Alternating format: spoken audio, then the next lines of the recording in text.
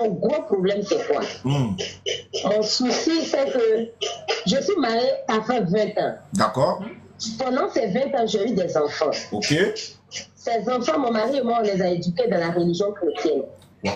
Maintenant, aujourd'hui, là, si moi je me retourne, c'est ce que lui-même je lui ai dit, et puis il m'a dit, va vous appeler. Si je décide de me reconvertir dans la religion islamique, par exemple, mes enfants, là, quel chemin ils vont emprunter? D'accord. Oui. Oui, allons-y. Hein. Oui, voilà.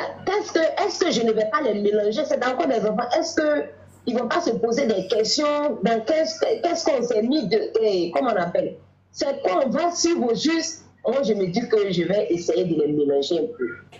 Sinon, au niveau de mon mari, je sais que bon, si je l'en parle, que je le convainc, il n'aura pas de problème. D'accord. Ce que vous devez savoir, c'est que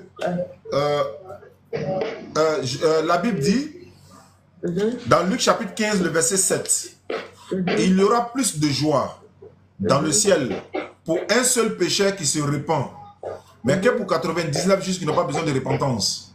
Jésus a dit dans Matthieu 7, 13 à 14, la voie du paradis, c'est la voie la plus difficile. Beaucoup de personnes ne l'empruntent pas, mais celle qui mène à l'enfer, c'est-à-dire la perdition, c'est là-bas tout le monde veut partir. Allah dit dans le Coran, ne vont-ils pas se repentir à Allah, Sourate 5, verset 74, et implorer son pardon, car Allah est pardonneur et miséricordieux. Allah dit dans le Coran, Sourate 15, verset 2, au jour de la résurrection, ceux qui ont me cru, ils vont regretter si on savait on allait devenir musulmans. Ça, c'est le Coran qui le dit. Maintenant, quand vous dites cela, c'est vrai. Mais vous devez plutôt craindre votre salut. C'est-à-dire que l'obtention du paradis, c'est ce qui doit être, n'est-ce pas, la clé même de votre position actuelle. Si vous êtes sûr que dans la position où vous êtes là, si vous mourrez, vous irez au paradis, il n'y a pas de problème, vous nous apportez les preuves et puis il n'y a pas de problème. Mais si vous pensez que l'islam est une bonne religion donnée par l'éternel Allah, tous les prophètes ont pratiqué l'islam, même Jésus là, c'est l'islam il pratiquait. Donc, si vous pensez que vous allez devenir musulman et que les enfants croient en ce que vous allez leur dire, ils vont vous suivre dans l'islam, parce que vous serez obligé de leur montrer la véracité de l'islam, la vérité de l'islam, pourquoi vous devenez musulman, pourquoi vous êtes devenu musulman, et puis voilà, la route du paradis. Maintenant, si vous n'êtes pas devenu musulman, chose qu'on ne vous oblige pas, et qu'au jour de la résurrection, on va trouver que dans ce que vous étiez là, c'était pas vrai, y compris vous, les enfants, tous ceux qui vous serez dans les problèmes. Voilà un peu la réalité en fait. Mais encore une fois, on n'oblige personne à devenir musulman. Oui, c'est nul contre ta religion, mais la vérité doit s'établir. Jésus dans la Bible, là, il se prosternait, il mettait son front contre le sol pour prier. Alors que toi tu suis Jésus aujourd'hui, mais tu ne pries pas comme lui prie. Lui il met son front à terre, il prie, toi tu ne le fais pas. Dans la Bible, Moïse là, avant d'aller dans la tente d'assignation pour adorer l'Éternel, il partait prendre l'ablution. L'ablution que les musulmans font là, c'est-à-dire laver les mains, les pieds avec de l'eau. C'est ce que Moïse faisait. Ça est dans Exode 40, verset 30 à 31. Dans la Bible là, Exode 40, le verset 30 et le verset 31, c'est écrit noir sur blanc, ablution. Mais ablution est un rite islamique. Ça fait un 2. Dans la Bible là, on dit une femme qui est indisposée là, elle ne doit même pas toucher le banc de lieu de culte, elle ne doit même pas rentrer dans un lieu saint. Parce que si elle rentre dans le lieu saint, et que toute personne qui entrera dans ce lieu saint-là, et si elle s'est assise sur un banc ou une chaise, et qu'une autre personne vient s'asseoir sur ce banc ou la chaise, cette personne sera impure à cause de la femme-là, de son indisponibilité. Lévitique 15, verset 19 à 25, c'est pas moi qui l'ai dit. Alors que la Bible dit encore, dans 1 Corinthiens 15, et 1 Corinthiens 11, 1 Corinthiens 11, verset 7 à 8, la Bible dit, une femme qui n'est pas voilée là, elle n'a qu'à se raser la tête. Si tu ne veux pas te voiler, il faut te raser la tête. Maintenant, si tu as honte d'être rasé, la Bible dit qu'il faut te voiler. Mais beaucoup ne se voilent pas. Donc, toutes ces choses-là sont dans la Bible. Beaucoup de rites islamiques sont dans la Bible. Jésus se lève matin bonheur pour aller prier. C'est ce que nous on fait tous les jours. 5 h du matin, on est levé, on s'en va prier. Maintenant, si vous voulez devenir musulman, c'est vous qui choisissez. Je répète encore. Deutéronome 24, verset 16. Papa ne prend pas péché de son enfant. L'enfant ne prend pas péché de son papa. Chacun meurt pour son péché. Bon, si chacun meurt pour son péché, ni les enfants, ni vous, personne ne prendra le péché de l'autre. Même moi, ce n'est pas mon papa qui prend mon péché, ni moi prends pour mes enfants. Chacun meurt pour son péché. Deutéronome 24, verset 16. Ézéchiel 18, verset 20 à 23 le confirme également. Donc, le salut, il est personnel. C'est à vous de convaincre peut-être les enfants pour dire, ah, je veux qu'on devienne musulman l'ensemble, parce que c'est la vérité, parce que ça nous garantit le salut. Voilà les preuves, voilà les preuves, voilà les preuves.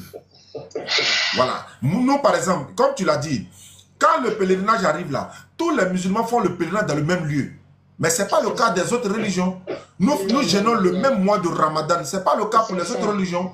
On a la même divinité, qu'il soit sunnite, chiite, quoi. On a la même divinité, il s'appelle Allah. On l'adore de la même manière. On prie dans une seule langue commune. On est 2 milliards et quelques dans le monde entier, ou bien 1,5 milliard. On prie dans la même langue. Mais imagine un peu 2 milliards de musulmans, ou bien 1 milliard de musulmans dans le monde. Chacun n'a qu'à prier dans sa langue.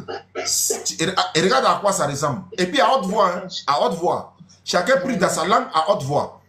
Mais comme on est une religion ordonnée, bien ordonnée par l'Éternel, on ne prie pas dans n'importe quelle langue, on prie dans une langue commune. L'imam dirige la prière, nous on est derrière, on écoute la récitation du Coran. Ma soeur, il y a beaucoup de choses à dire.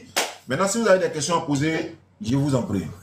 Non, la question que je voulais poser, au cas si je... Parce que bon, je suis quitté dedans il y a longtemps. Donc peut-être c'est quelques sourates qui me sont restées. À un moment même, bon, j'avais commencé à prier. Et après, je me dis, bon, ce que je suis en train de faire là, est-ce que je suis consciente? Nanani, nanana. Bon, je laisse cette parenthèse-là. Maintenant, aujourd'hui, si je décide de redevenir ce que j'étais avant, est-ce qu'il y a quelqu'un pour me suivre jusqu'à ce que je sois ce que moi je veux? Ça, c'est la chose la plus facile, la petite chose, c'est-à-dire qu'on a 2 imams. Et on a un groupe WhatsApp qu'on a créé uniquement pour les convertis que nous avons. Et ces imams-là sont chargés de les apprendre à prier, de leur montrer comment on fait la grande ablution, de les suivre de près en attendant la construction de notre centre qui sera dédié à non seulement à l'encadrement des convertis et à la formation des jeunes dans l'interreligieux.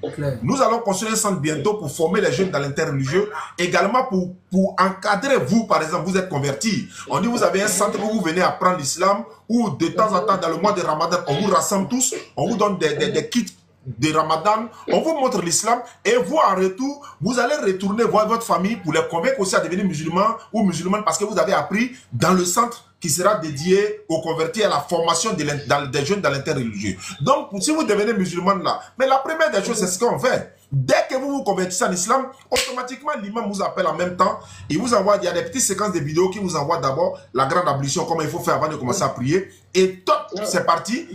Voilà. Tout ça, je sais faire. Wow, tu as vu, même, tu as déjà le B à bas, tu as déjà la base. Donc là, il suffit de t'accompagner petit à petit, petit à petit.